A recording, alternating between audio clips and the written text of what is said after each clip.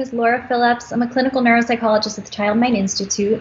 For those of you who are joining us for the first time or who have missed our introduction, we are a national nonprofit that supports children and their families with gold standard mental health care, advice and resources, all of which are online and accessible to everyone.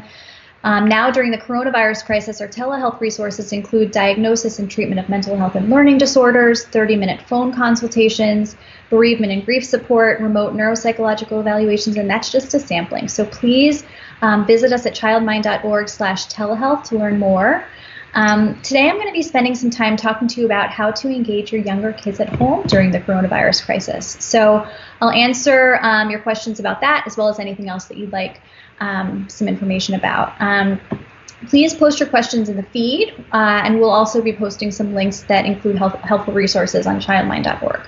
Remember, we're here every day, and we look through your questions daily. So before I get to your questions, I want to just give a couple of broad points about keeping younger kids at home engaged during this crisis. The first thing is really please cut yourself some slack. I've said this multiple times. If you've heard me on previous Facebook Lives, you've heard this over and over again. I'm not the only one who says this because it's really true.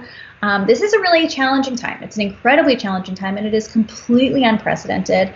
There is no rule book for parenting ever, but enough people have done it over the past millennia that we can at least share information between one another and try to cobble together some advice, whether that advice is wanted or not. Moms, new parents, I should say. I won't speak just to moms. Moms, dads. When a new child comes into the home, there's an abundance of advice, whether it's wanted or not wanted. But people don't have advice for this because this is a completely uncharted situation, and we're really all trying to figure this out together and in real time. I'll tell you that I am right in the thick of it with you. I'm here with my 18-month-old daughter. I'm actually living with my sister and her two kids as well.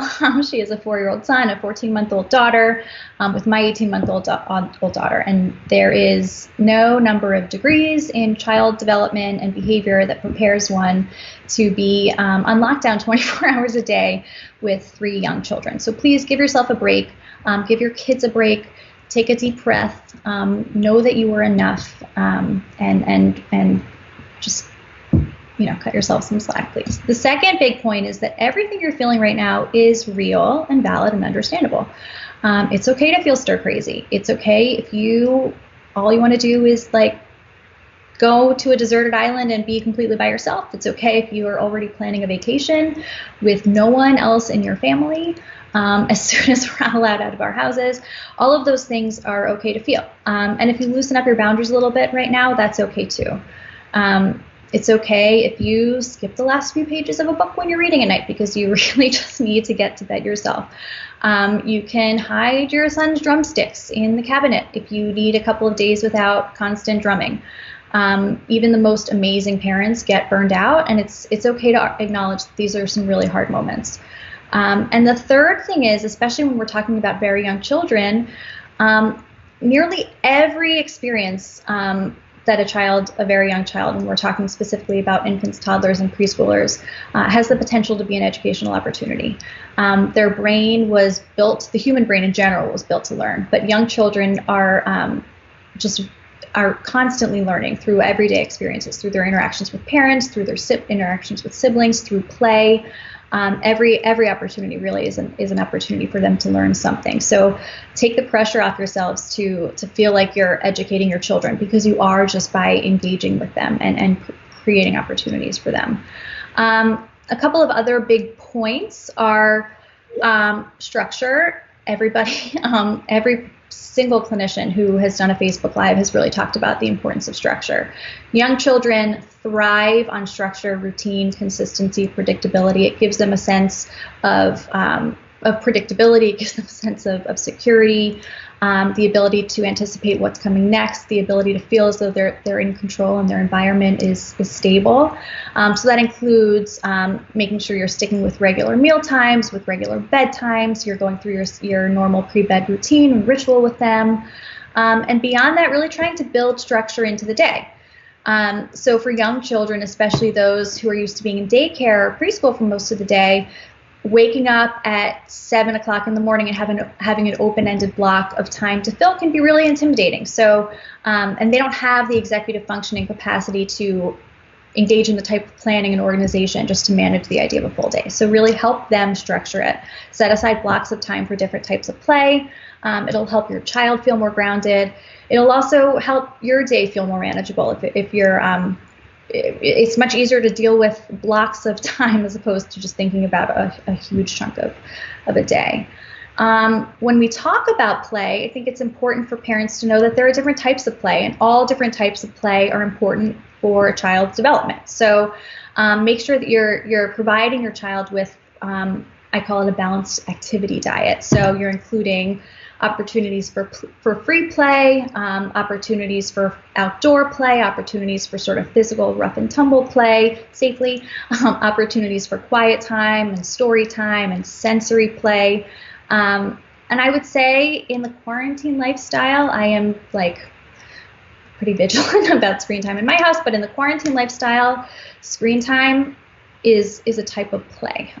But again, I would just call it one component of a balanced activity diet, and really being mindful about the types of videos and screen programming that you're exposing your kids to.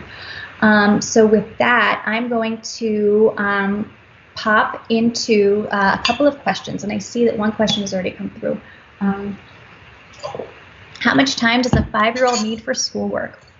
Thank you. This is a really good question, and a question that I often say look to teachers in terms of what teacher expectations are, but I think that schools are really quite variable in how they're rolling out remote learning. Some schools of kids that I work with have like a full day, like 8 to 2 of structured programming through video conferencing, which I think would probably be challenging for a 5-year-old and for the parents who need to sit with them and help them manage the demands of video conferencing while also trying to balance other demands of their lives. Other schools have sent home packets that kids are just expected to do, and other kids are sent home really very little direction.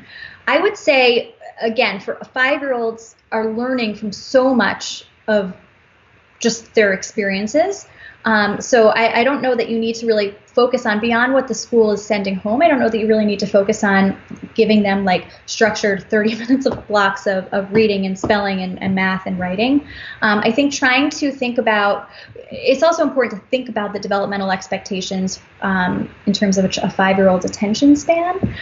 With 5-year-olds, I would think maybe trying to devote like 15 to 20 minutes to each big core academic subject. So maybe 15 to 20 minutes of reading practice, 15 to 20 minutes of writing or spelling practice, and 15 to 20 minutes of math practice, sprinkled, well, depending on your child, either sprinkled throughout the day, if you feel that your child needs a lot of movement and activity in between academic tasks that they might have a hard time sustaining attention and effort to, or perhaps in the morning tends to be a time that kids are optimally focused and receptive to schoolwork. So perhaps in the morning, kids are getting up, they're getting out of bed, they're getting dressed, they're having breakfast, and then getting right into a couple of quick school activities just to keep them their brains growing, and make sure that they're not losing some of those academic gains that they acquired over the course of the academic year. Unfortunately, the remote learning is not going to be as effective as being in a classroom with your teacher, where you're getting a more tailored, ideally instructional approach. You have a lot of opportunities for recursive learning, for teacher feedback, there are social opportunities for learning. Teachers are trained to deliver content in a really engaging way to keep kids focused, and parents are. We don't expect parents to be able to mimic what the teachers are doing. The goal of remote learning, from my perspective as a neuropsychologist and a developmental thinker, is we don't want there to be months of just lack of academic engagement, and more importantly, we don't want kids to lose ground. We don't want kids to show a backslide. A lot of kids, especially kids with attention problems, with learning disabilities, and younger kids tend to be more vulnerable to what we call a summer slide, where over the course of the 3 months of the summer, a lot of kids regress a little bit in their academic skills and then revisit those skills early on in the fall.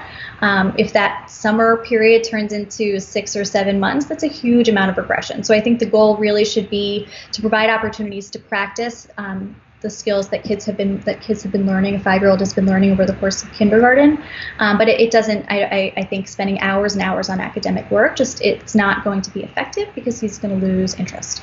Again, I would think about devoting 15 to 20 minutes to each big academic skill: reading, writing, and math. Writing meaning handwriting production, and a little bit of spelling.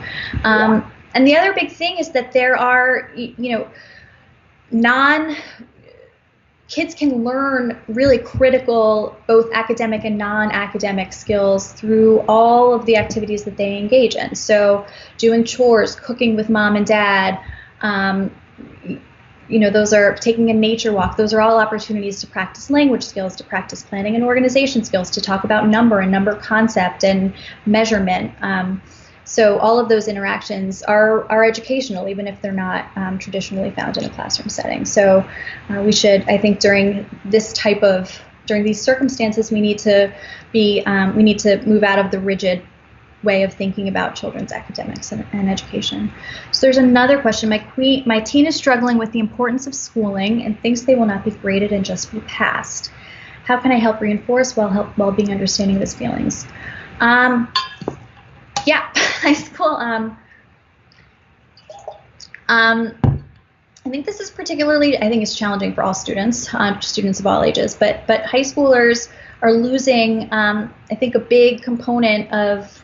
couple of big components of their educational experience. One is the social piece, and I think just the lack of social engagement can make, or the lack of traditional social engagement can make this a pretty trying time. So they're not getting that type of reinforcement, and then having their teachers tell them that they're not being graded, or that these things aren't counting, or that they're pass-fail. They sort of lose that extrinsic motivator, which unfortunately a lot of kids tie with their academics. We know, which is why I would always say praise. We want kids to feel good about learning for the sake of learning, as opposed to learning for the sake of earning grades. And so I would really try to focus on that aspect of this. They may not be getting graded for these things. They may not they may not be included in their high school transcripts and counting towards college applications. They may be pass-fail, and they feel confident that they're going to pass and not fail. But what about the deeper thing, like the just learning for the sake of learning, and for practicing learning skills, and practicing writing skills, and practicing critical reading skills? These are all things that are really critical for beyond school years. And also understanding, there may be another message that's being communicated in your teenagers, lack of excitement and engagement and motivation, which is just deeper feelings of disappointment and frustration and perhaps anxiety, which I think a lot of people are feeling right now. So certainly probing for those things and providing a lot of validation for those feelings. Do you know of any resources that may help structure the day for a preschooler? I do know of resources that will help structure the day for a preschooler. We actually, on our website, put together a very comprehensive resource guide. There are two. There's an article that I actually helped to co-write about, so I know the content of it, that actually provides there's sample schedules, but also a lot of information about different types of play, how the day should be broken up, how to just different specific activities to engage your preschooler in.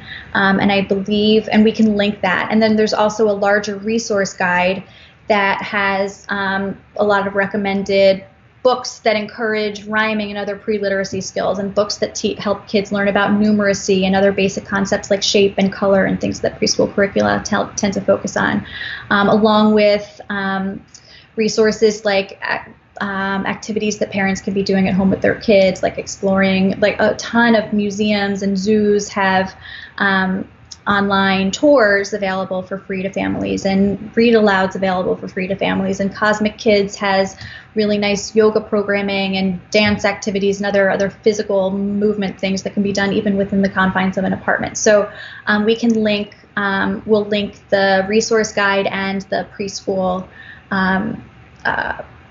structure guide. And along those lines, we have a learning, I'm struggling to describe what this thing is. It's resource. It's how to structure. I think it's called like how to structure your day.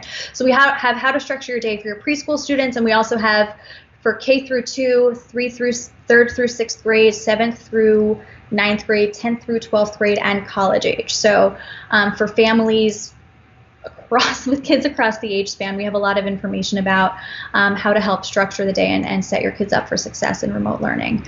So please, we'll link that, and also make sure you check those resources out. Let's see. Another question came in. How can I encourage my toddler to engage in solo play? This is a question I hear a lot about. I hear it from my coworkers, I hear it from my friends, I hear it from myself. It's hard to, I've learned through this experience, I think a lot of people have learned through this experience, that it is not possible to be a stay-at-home parent and a full-time working parent simultaneously. So, and when you have a toddler, a preschooler, an infant whose capacity to play independently is limited, it's really hard.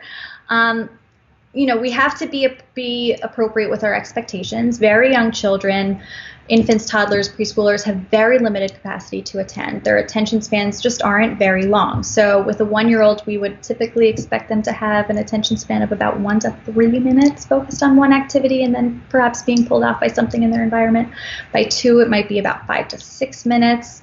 By 3, it gets longer and longer. By 3, maybe 8 minutes. By 4, closer to about 10 minutes. But and there's a lot of variability within that. But we can't expect to plop our child in front of Legos and play alone for 30 minutes. It just won't happen. So when I talk about encouraging independent play, I think it's really important to provide kids with materials that they can use in a lot of different ways. Generally speaking, the more open-ended an activity is, or the more open-ended a material is, the longer a child can engage with it. So, if you think about presenting your child with a puzzle that creates one dinosaur, they put it together, they take it apart, they put it together, they take it apart. They might do that a couple times and then they're done because it just doesn't do much else. If you give them a set of blocks or a big bucket filled with cotton balls and pipe cleaners and like plastic, anything, any resources that you have around the house, toilet paper rolls, paper towel rolls, pieces of tape, that kids can really create different ways of playing with. Housekeeping, any household materials are really great for, it's a sensory box or an activity box, and you take a huge box, you plop it in front of a toddler or preschooler, and they just it gives them the opportunity to create a lot of different ways of engaging with the materials. And when they run out of ways of playing with the pipe cleaners, maybe swap it out for pieces of paper that they can crumple up and feel different ways of feeling that paper. Ripping paper is very fun for my daughter, probably for your children as well. And you can introduce new types of materials into this type of box. Blocks, also thinking about having different types of play materials around the house. So because kids get bored easily. So, after kids have played with that type of box for a period of time, and that can keep them busy for quite a few minutes, thinking about shifting them over to Legos or Magnetiles or Play Kitchen. Play kitchens, for some reason, capture kids' attention, I think, for like tens and tens and tens of minutes. But you're giving them the opportunity to create to think about their own ways to structure their own play, and gradually they'll expand their capacity to attend.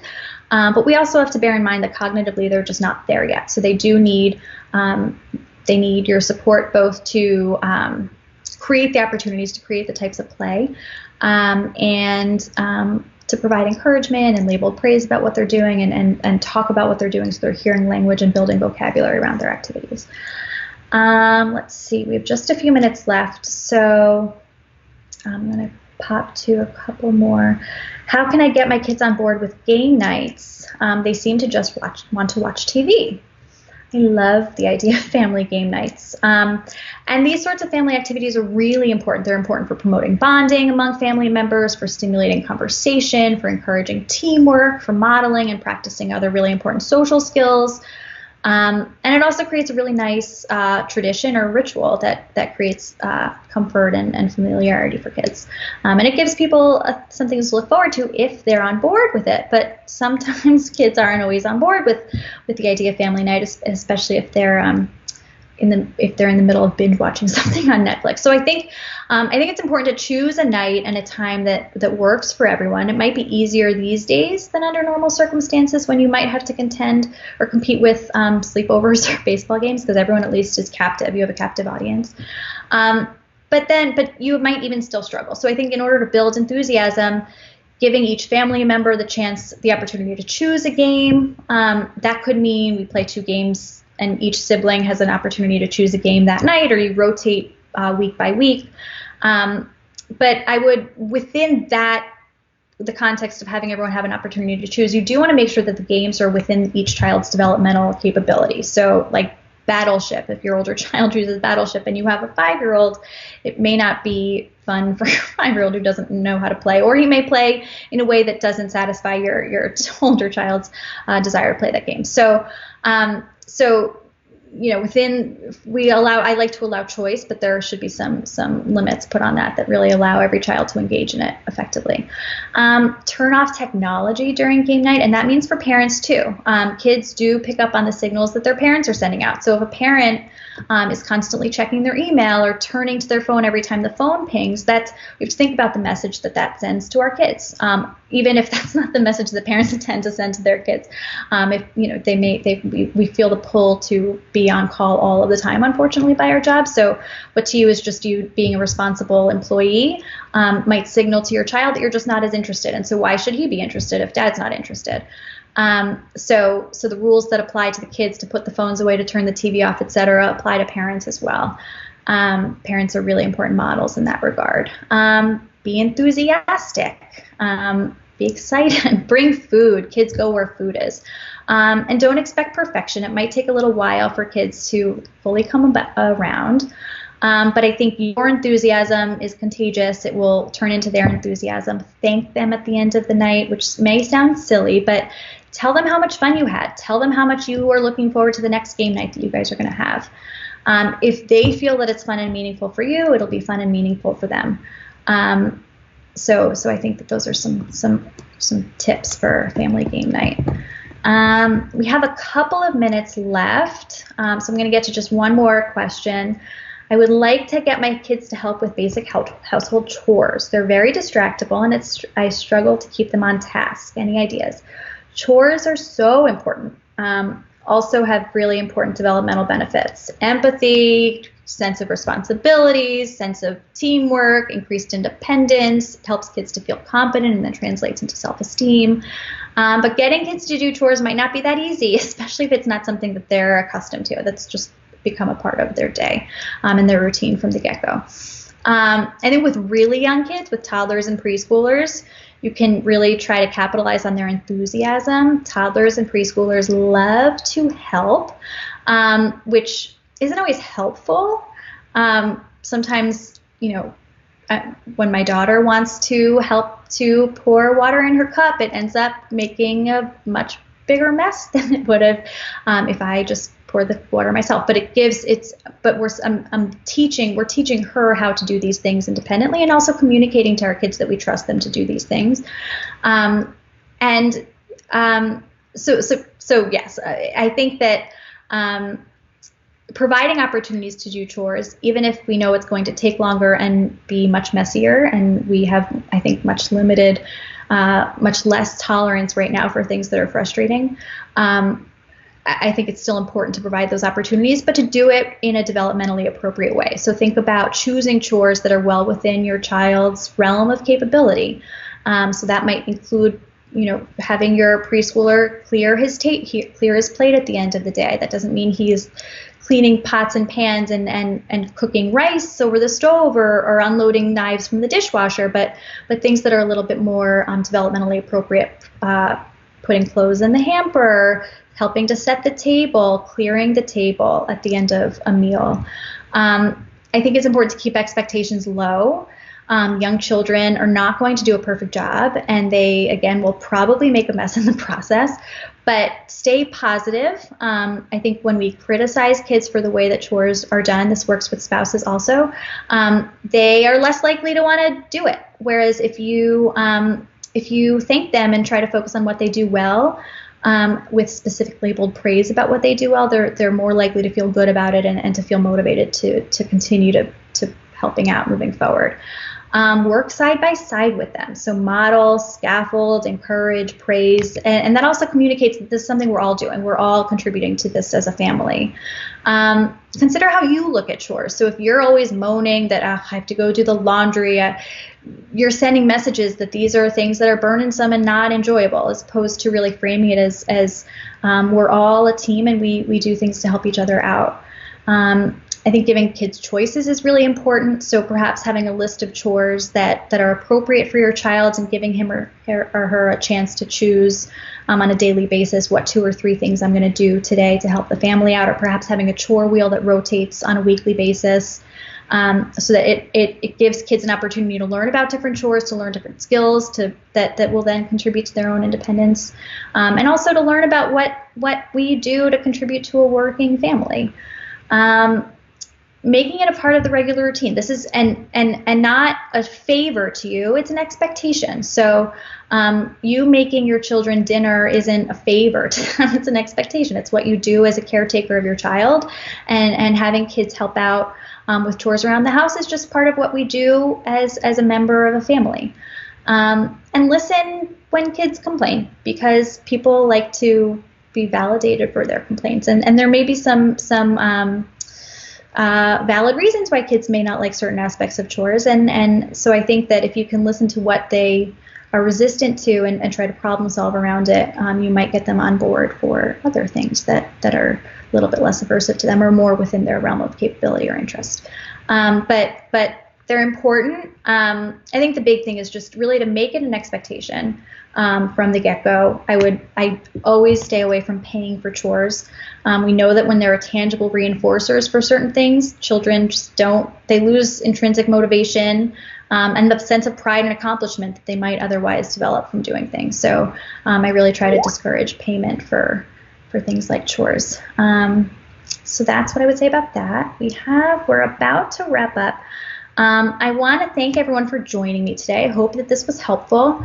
We're here every day. We look through questions daily. So if you do have any additional questions, please post them in today's Facebook Live, and we can try to address them in future Facebook Lives, or even right now. And we will post those resources as well. Remember, the Child Mind Institute is here to help with the mental health and parenting needs of this coronavirus crisis, no matter where you are. Please visit us at childmind.org/telehealth to learn more about the variety of remote telehealth resources that we have available for children, teens, and young adults. Please be safe, and thank you again so much for joining.